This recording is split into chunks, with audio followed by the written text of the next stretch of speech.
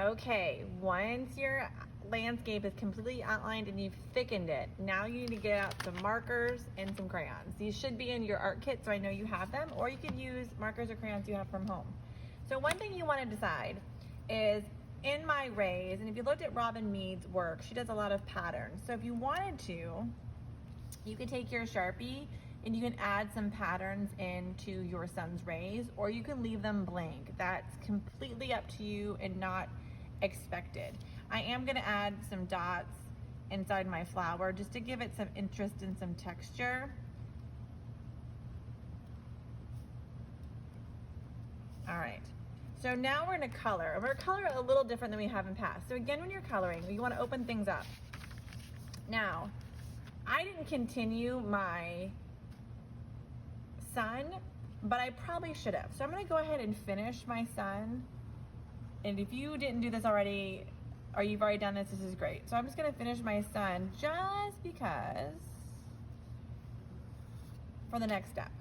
All right, I'm gonna pretend like the sun comes out a little bit longer. All right. All right.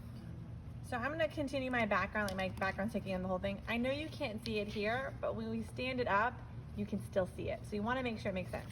So we add color. You're gonna outline your Sharpie with marker first. So I'm gonna take my sun colors and you're gonna use crayons. So what I mean by that is this is an interesting look and I kinda like it. You're gonna add a layer of marker inside that outline to give it a nice, bold pop of color, okay? And then you'll get your crayons out and you'll start lightly coloring. And what you're gonna see is it gives you that like contrast, that little bit of difference. And I really like the way that looks. It gives you that illusion of value. Now, if your rays are gonna be different sunset colors, you can mix up what you add there. Maybe I want them to do orange or red or pink or whatever colors you think the sky is in your sunset. Now, my favorite thing about crayons is, and those kids with me at school this week have been talking about it, is you can mix colors. So once you've added a light, nice, not scribbling layer of crayon, you can go over it with another color and create a different color. And I kind of like that look. And you just kind of go in circles and give it that illusion of color. So when you're coloring, I want you to outline in marker and then go ahead. So when you're doing your waves too, you're gonna have, or your middle ground, you're gonna realize you might have to continue drawing a little bit more. I probably should have put that in the first video. So go ahead and pretend those waves keep coming, or maybe you just want to keep this outline and just continue to water down. And that's what I'm going to do. Instead of adding more black lines here, I'm just going to continue my little curve. But when I add color, I'm going to color all the way down. So I'm going to get out whatever color you want. I only have this blue. Once again, I'm going to outline using the side of my marker to get that nice thick line. You don't have to do every one. You just want to kind of give it that interesting look, especially the outsides. You decide where it lives in your world. All right, and then you go ahead and color it. Now, when you color with crayon, I want you to color the whole panel all the way down. So water has lots of colors in it, some blue, green, some blues. So you go ahead and color. I'm not gonna make you watch Mrs. Cole color, but go ahead and color gently.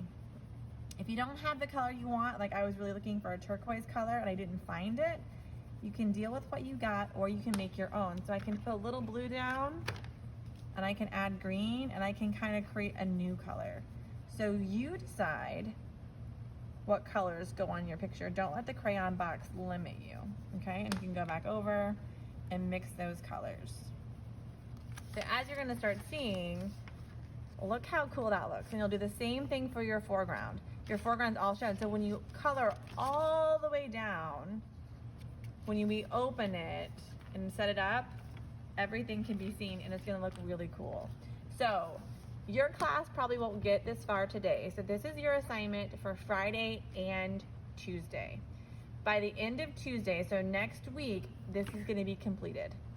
You need to draw your landscape, outline it with Sharpie, add some interest, and then add your color. And when you add color, use your marker and your crayons. If you have any questions or need some extra help, don't feel bad about reaching out. That's what I'm here for. Contact me via email and we can do this live, or I can give you another video. So good luck, and I can't wait to see what you're doing. If you want to attach a photo of your progress, you can do that. Otherwise, I only need to see the final product, and when you take your picture, if you could take 2 pictures for me. Take a picture folded flat like this, and then try and get a picture where it's standing up at a really cool angle if you want to. That way I can really see in there. All right, have a great weekend, and I will talk to you next week.